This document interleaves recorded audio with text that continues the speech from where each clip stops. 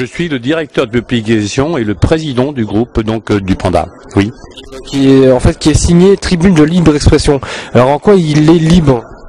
Il est libre tout simplement parce qu'il n'est encarté ni à droite ni à gauche et qu'il se veut de toute façon donc une réunification de la pensée universelle. C'est-à-dire donc une liberté d'expression qui est censurée depuis beaucoup trop longtemps par des pouvoirs de toute façon donc qui font un petit peu n'importe quoi depuis pas loin de 30 ans. Tu veux dire que dans la presse dite normale ou marchande, c'est censuré? Oui, absolument. Il y a une presse de toute façon, donc et cette presse est en train de mourir, et c'est sûrement ce qui fait le succès de toute façon donc d'Agoravox, dont je suis un des rédacteurs, donc maintenant depuis je dirais donc 18 mois, et qui fait qu'avant tout c'est une équipe de copains qui veulent de toute façon donc faire en sorte que les choses changent, mais le pouvoir politique de toute façon donc s'arroge des droits de toute façon donc je dirais entre Bercy, donc entre l'Élysée, et à partir de ce moment-là, on assiste de toute façon donc au bâillonnage de 577 députés qui n'ont aucun pouvoir. Par exemple, quel genre d'infos on trouve dans le Panda et qu'on ne trouverait pas ailleurs?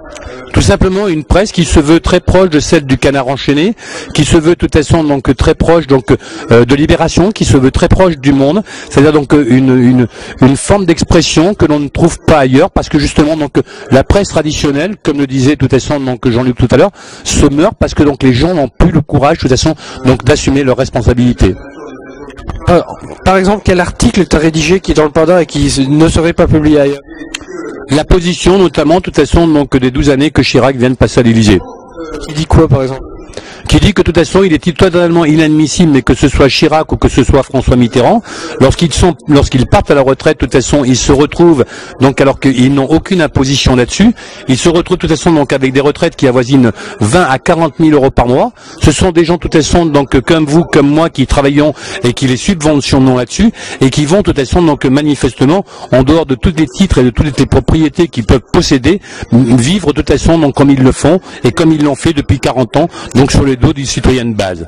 Donc quelque part, donc effectivement, lorsqu'il y a ça, donc 3 mois, je titrais, il y a 10 bonnes raisons de faire une révolution. Je pense que si j'avais vécu à l'époque de Zola, j'en aurais fait sûrement mon meilleur ami, en disant effectivement, j'accuse de toute façon les gouvernements qui sont en place de laisser faire et de laisser faire n'importe quoi. Alors en disant des trucs comme ça, t'as pas des histoires? Ah si, j'ai pas dit que j'ai pas eu d'histoire, j'ai eu des problèmes, mais de toute façon la seule différence c'est que tous les procès que j'ai eus, je les ai gagnés. Et le Panda, on le trouve où? On trouve en kiosque ou par abonnement ou sur internet à www.panda-france.fr. Merci bien. De rien, merci à vous.